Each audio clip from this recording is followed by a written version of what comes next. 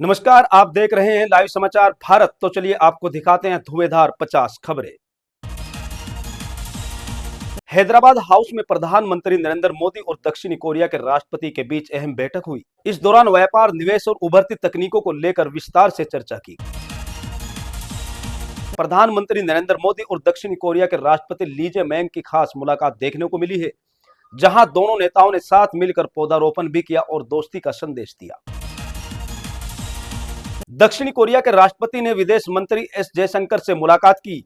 इस बैठक में दोनों देशों के रिश्ते को और मजबूत करने पर जोर दिया गया। भारत और अमेरिका के बीच ट्रेड डील को लेकर आज से एक बार फिर बातचीत शुरू हो गई। यह बैठक 3 दिनों तक चलेगी, जिसमें कई अहम मुद्दों पर चर्चा होगी। देश के कई शहरों में लेंस कार्ड को लेकर विरोध प्रदर्शन देखने को मिला। कंपनी की बिंदी, तिलक और कलावे से जुड़ी पॉलिसी के खिलाफ लोगों में नाराजगी है। ड्रेस कोड विवाद के बाद एयर इंडिया ने सफाई दी है। कंपनी ने कहा कि कर्मचारियों को बिंदी लगाने की पूरी छूट है और सोशल मीडिया पर वायरल तस्वीर पुराने नियमों की है।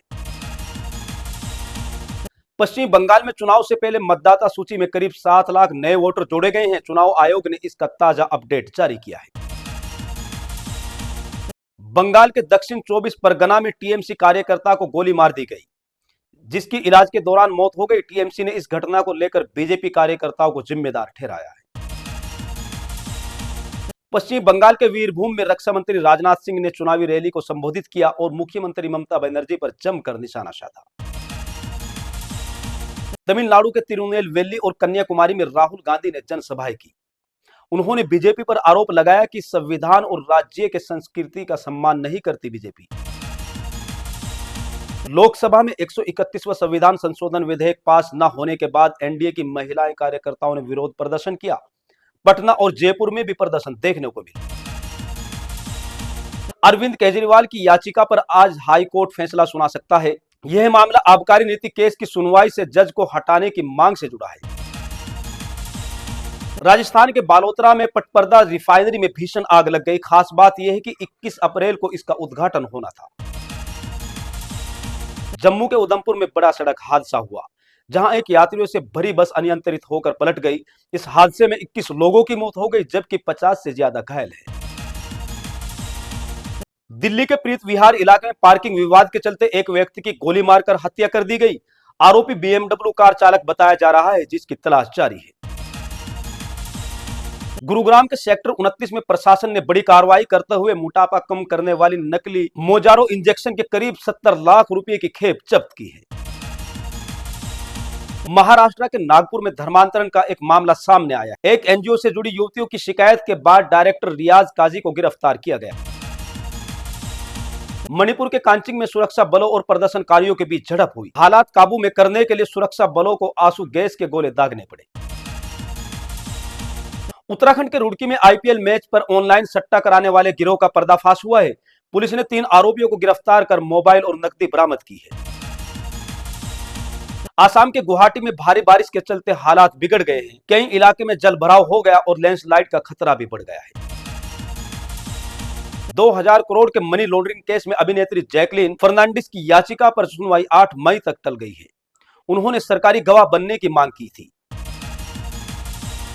देहरादून में गैस सिलेंडर की कालाबाजारी के खिलाफ प्रशासन ने छापेमार कार्रवाई की है। एक बंद पड़े पेट्रोल पंप से 32 सिलेंडर और रिफिलिंग के उपकरण बरामद किए गए हैं।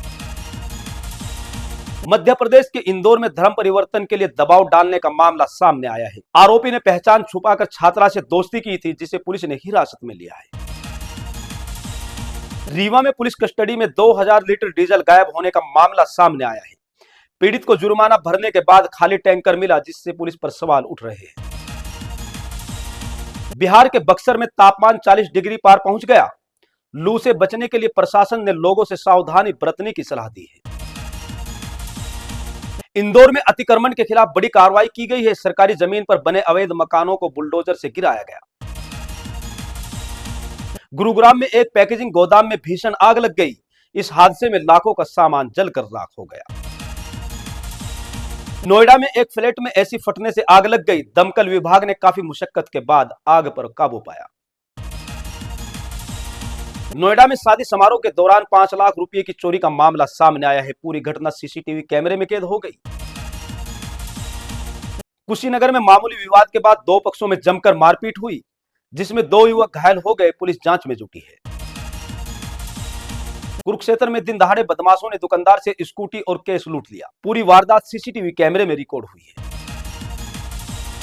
यूपी के अमेठी में ऑपरेशन चक्रव्यूह के तहत पुलिस को बड़ी सफलता मिली है। मुठभेड़ के बाद एक हिस्ट्री शीटर को गिरफ्तार किया गया। वहीं जौनपुर में भी पुलिस और गो तस्करों के बीच मुठभेड़ हुई है। पाकिस्तान के प्रधानमंत्री शहबाज शरीफ ने ईरान के राष्ट्रपति से फोन पर बातचीत की है और क्षेत्रीय हालात पर चर्चा की है।